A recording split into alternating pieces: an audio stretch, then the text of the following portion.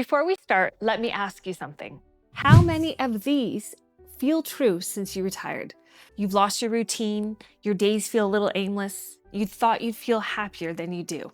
If even one of these sounds familiar, you're not alone, and this video is for you. I'm Amanda from Retire Well.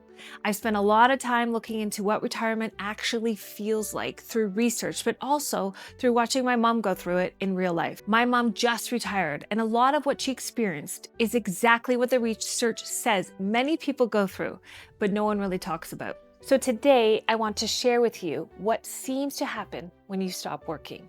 Because retirement isn't just a financial transition, it's an emotional one.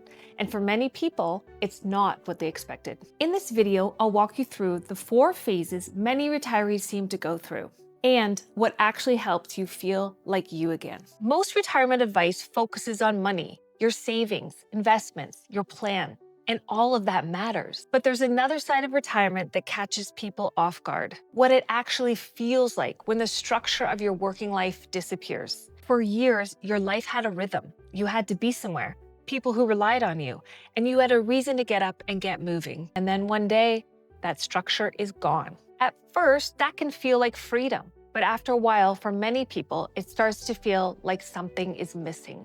Here's something that surprised me when I started digging into the research. When someone asks, "What do you do?" most of us answer with our job. For a lot of us, work isn't just what we do, it becomes a part of who we are. And when that disappears overnight, it can leave a gap. My mom actually said it's really hard to explain unless you've felt it yourself. You might wake up on a Tuesday, have nowhere you need to be, and think, I wanted this freedom. So why do I feel a little lost? My mom describes it this way, and it really stuck with me. It's not that something is wrong, it's that something familiar is missing.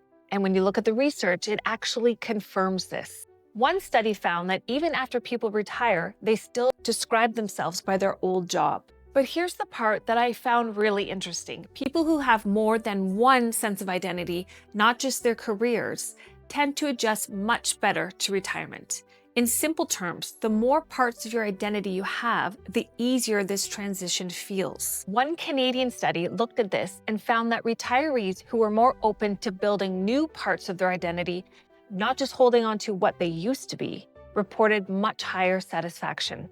In other words, the retirees who thrived weren't the ones who clung to who they used to be. They were the ones who stayed open to who they were becoming. And this isn't completely random. One sociologist, Robert Atchley, actually mapped out a pattern that a lot of retirees seem to follow. These are the 4 phases of retirement. Phase 1, the honeymoon. This is the beginning. You feel free, no alarm clocks, no meetings. You travel, relax, and read all those books you never had time for. And for a while, it feels great. Phase 2, disenchantment. Then something shifts. The novelty wears off. The days start to feel a little the same.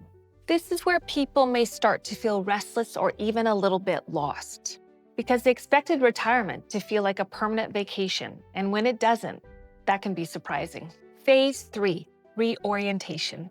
This is the turning point. You start to ask better questions. Not, what do I do with all of this time? But what actually matters to me now?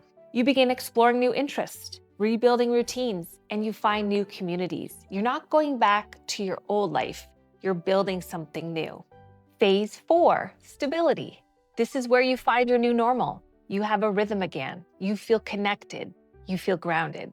And a sense of purpose that doesn't depend on a job title. And this part really stood out to me. Studies suggest that more than 1 in 4 retirees struggle with things like low mood, loss of direction, and isolation. These numbers aren't meant to scare you. They're meant to normalize what a lot of people feel but don't talk about. If this is how you've been feeling, you are not alone. So what actually seems to make this transition easier? Here are a few things that really stood out, both from the research and what my mom went through. Number 1, identity. One thing that seems to help is starting to think about your identity before you retire.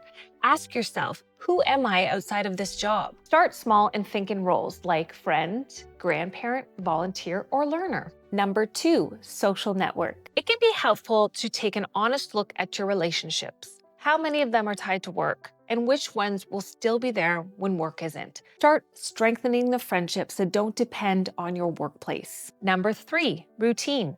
Freedom sounds wonderful until you have too much of it. The research on retirement adjustment shows that having a routine, a morning anchor, weekly patterns, simple goals, protects your mental health. You're not building a schedule to just fill time. You're building a framework so your days have rhythm and intention. And this next one might be the most important of all.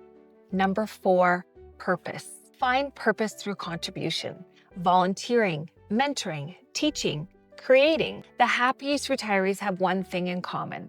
They feel like they are still contributing and that they still matter. Number 5, mental health. If you feel down most days, stop doing things you used to enjoy or notice big changes in your sleep or appetite, these can be signs of depression. Please talk to someone and get some help, as it is treatable. Number 6, phased retirement. One thing that can help is considering a phased retirement, if it's an option. Shifting from full-time to part-time consulting or project-based work gives you a bridge. It eases the identity shift, keeps some social structure in place, and lets you adjust gradually instead of all at once. Retirement isn't just about stopping work. It's really about redesigning your life. And when you start to understand what's happening emotionally, it can make the whole transition feel a lot clearer. That feeling of being a little lost, it's not a failure. It's part of the transition. If this resonated with you, consider subscribing for more videos like this.